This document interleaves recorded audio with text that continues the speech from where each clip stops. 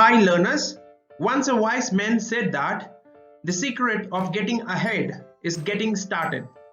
Likewise, today's case study explains how Amul, from a small cooperative society, becomes one of the largest dairy brand in India and manages the competition from multinational FMCG companies like Unilever, Coca-Cola, Nestle, and so on. Before moving to this video, just a humble request to you all that if you like this type of content, please like this video. It would indicate to me that I should continue to make these type of videos. Also, do not forget to subscribe the channel in order to stay updated with the upcoming and interesting case studies. Moreover, I have given some case study links in the description of this video. With that being said, let's jump into this video. Amul was founded in 1946, 8 months before India's independence from Great Britain. It all began when milk became a symbol of protest. It was started to stop the exploitation by middlemen inspired from the freedom movement. The seeds of this movement were sown in the Kera district in the state of Gujarat. The unfair trade practices followed by local trade cartels triggered this cooperative movement. In 1946, farmers of this area went on milk strike against the cartels and formed their own cooperative, which first began with just 2 village dairy cooperative societies, later expanded and became as Amul. The famous Amul model of dairy development is a 3-tier model. At the village level, there was a society that residents owning cows or buffaloes could join by purchasing a share and committing all surplus milk beyond their household consumption. In the mornings and evenings, farmers brought their milk to the collection center, where employees paid them in cash according to the milk's weight and fat content. Farmers were also able to purchase affordable cattle feed and other services at the society. At the district level, there was a union which was owned by its contributing dairy cooperative societies. Union purchased milk from each society and transported it to their dairy plants, where they processed and packaged value-added products. The finished goods were sold within the district. Later on, there were concerns which raised about competition among them. So they formed a Gujarat Cooperative Milk Marketing Federation Limited in 1973. Which is an apex body owned by the district unions to market their products under a common brand. The GCMMF also established a common distribution network for the unions, planned individual product mixes and capacity requirements, provided technical and management support, arranged for financing, and even resolved conflicts when necessary. The Kera Union found it difficult to compete against established brands like Polson's butter. In 1957, Korean and his team were brainstorming ideas for a brand name that would help the union to market its product under a common brand. That's when a chemist in their laboratory suggested the name Amul. The name Amul came from the Sanskrit word Amulya, which means priceless, and it also denoted and symbolized the pride of Swadeshi. It also an acronym for Anand Milk Union Limited. In 1966, Korean Steam gave its butter account to the Indian Advertising Agency for advertising and sales promotion, with the direction to dislodge Polson as the leading butter brand in Bombay.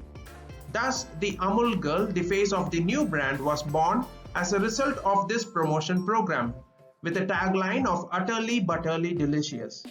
The first set of billboards was released in 1966. During the horse racing season, they developed a billboard showing the girl dressed as a jockey sitting on a horse and holding a slice of buttered toast with the tagline "Thoroughbred," which became a great success. Over time, the team felt that associating the Amul brand with important current events would create a great impact. By 2013, Amul had released over 4,000 such billboards covering a vast range of topics. The White Revolution in India is the achievement of the Kera District Milk Producers and Cooperative Union, which owns and operates the Amul Dairy. The Amul Dairy is an indispensable adjunct of the Anand Union. In July 1948, Amul started as a milk pasteurization plant to help the Bombay Milk Scheme meet its milk requirement. The production did not exceed even 500 pounds a day. A turning point came in 1953 when the winter production was 250% more than that of the summer. Amul found surplus supplies on hand.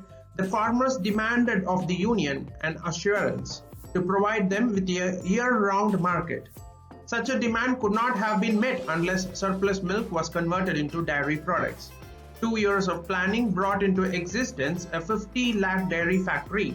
Monetary assistance came from UNICEF and New Zealand, which proved a great incentive, and more milk producers, village cooperative societies came to be organized. Having established a grip in the butter market, Amul expanded into value-added products such as milk powder, condensed milk, cheese, and baby food. Despite the growth in the value-added sector, Amul's milk channel dried up in 1980 when the Bombay Milk Scheme was dispersed. Hence, in 1987, the company began marketing fresh milk under its own brand in the city of Ahmedabad, which was followed a few years later by other major metropolitan cities. Because of its perishable nature, fresh milk was a logistical challenge for dairy companies and consequently a scarcity in India. In response to this, Amul established a supply chain to ensure that its freshly pouched milk could be distributed and stored without spoilage, ensuring its widespread availability. Furthermore, Amul also began supplying milk both in the mornings and afternoons in key markets. Amul's dairy plants were among the most advanced plants in the world. Milk comprises of around 50% of the Amul's revenue. Amul also enforced stringent quality assurance measures to improve its distribution and consumer trust. By the year 2020, the turnover of Amul was about $5.4 billion. The GCMMF revealed that there was a 13% expansion in the turnover in the year 2020. The Amul Gatherings revenue exceeded 45,000 crore rupees, and it was 13% higher than what it was in 2019. Amul competed with multinational FMCG companies like Nestle, Kraft, Unilever, and India's Britannia in baby food, dairy whiteners, chocolates, and ice cream, with Coca-Cola and PepsiCo in beverages, and with local cooperatives and private dairies in milk. Two of Amul's largest regional competitors are Karnataka Cooperative Milk Federation and Tamil Nadu Cooperative Milk Producers Federation. Both of these regional cooperatives were established as a part of NDDB's mandate in order to promote the Amul model across India and shared Amul's three-tier cooperative system. Amul always priced its value-added products like cheese and baby food slightly lower than those of its competitors. Multinationals in India typically incurred higher advertising expenses compared to Amul. Amul spends less than 1% of turnover on advertising, which is very low compared with companies like Unilever, which spends 14% on advertising in India, and Nestle, which spends 8 to 12%.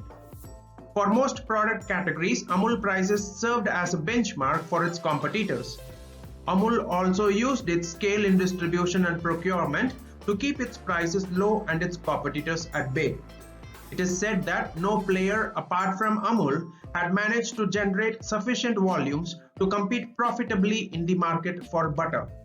Amul also had an advantage over private players in procuring milk, given its focus on maximizing farmer income. Amul passed on approximately 80 to 85% of revenue to its farmers. Despite its smaller advertising budgets and value for money offerings, Amul positioned itself as a premium brand in India. Amul products are available in more than 40 nations. Its real market lies in the United States, West Indies, Africa, Singapore, Thailand, and China. Amul is preparing to launch itself again in Japan after a failure in 1996. It plans to launch 40 to 60 new products in the market. Amul thinks to invest around 5,000 crore rupees over the next 5 years. It is expanding its distribution network. creative marketing, consumer education, and product innovation. Not the least, the prime focus is on promoting the parent brand rather than individual products. This helps Amul gain more brand visibility and spend lesser on marketing and advertising cost. Thank you everyone for watching this content. I hope you like this video. Please give it a thumbs up, that would mean a lot to me. And do not forget to hit the subscribe button.